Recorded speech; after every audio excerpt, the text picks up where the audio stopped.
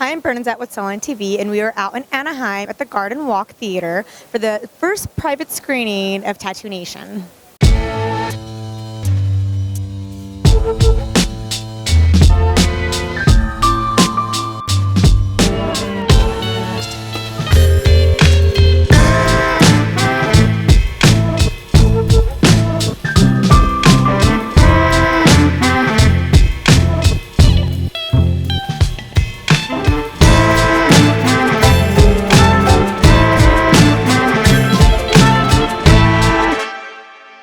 It was a lot of fun. It was a lot of fun doing it, and it's a great project, and it's a great story, and I think he did a great job on it, because, you know, I'd like that documentary if I didn't have any tattoos.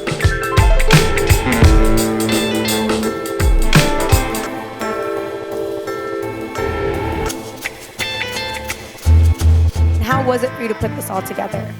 Was it draining? It took a long time. It was about 4 years altogether, and I've been on it about a year and a half. There wasn't even a book about this story, so we had to find out the history ourselves by interviewing 70, 80 guys to try to piece it all together. There was nobody had done that before us. And what interests you in the tattoo industry? I was invited by a friend to come meet a guy who had done some interviews. His name was Eric Schwartz, and he had interviewed a number of these key guys that were involved in the story, but he didn't know what he had. All he wanted to do was really kind of create or capture some of the oral history of these people, because he met Chuco and Chuco died. And he said, you know what, if I don't start getting some of these stories there, and there is a great story here, I'm going to miss it. So he took this, he kind of undertook it really just to save the story, and he felt like he was stumbled onto a story that a lot of people didn't know about. It's a unique American story. So it's kind of a cool story, just the way everything went down, you know. And I think what's really cool is where tattooing is at right now. Right now I'm looking at Brian's arm, and I was just thinking about that, you know, look at where it has arrived, you know, and Where it's going to go from here? yeah, I don't know where it's going to go from here, but it definitely has arrived. I'm stoked on it. It's cool to see tattoo history and it be appreciated for the art form that it is. You know, you didn't know how they were going to spin the movie, but then when you watch it and you see that it's really about the evolution of tattooing into an art form, it's really exciting, and that to have that in history or to document it is it's like much needed. So yeah, I'm excited for it.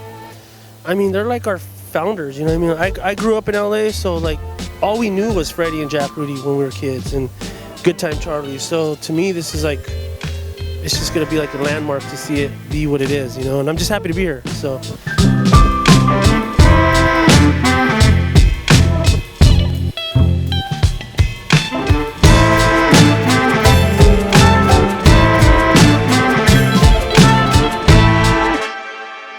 Learning about black and gray is how you learn everything else. You know what I mean? Like it's definitely important that we have this history recorded.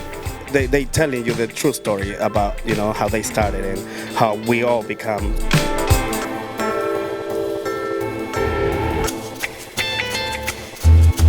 It, you know, tells pretty much the history of the black and gray tattooing as of the late, you know, like the 80s and 70s and 80s. It's funny, it's informative, it's interesting, all the things you like a good documentary for. It's got it all. 100 being best, I give it like a 95, man. I mean, I'll tell you, I recommend it to anybody and everybody. You hear that out in TV land? Go watch it. Go see this movie. It's good, I tell you. Or else.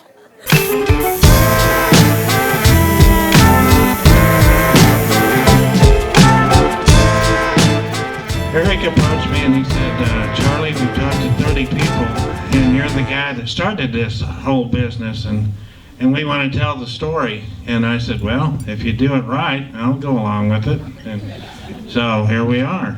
And I think they did a good job.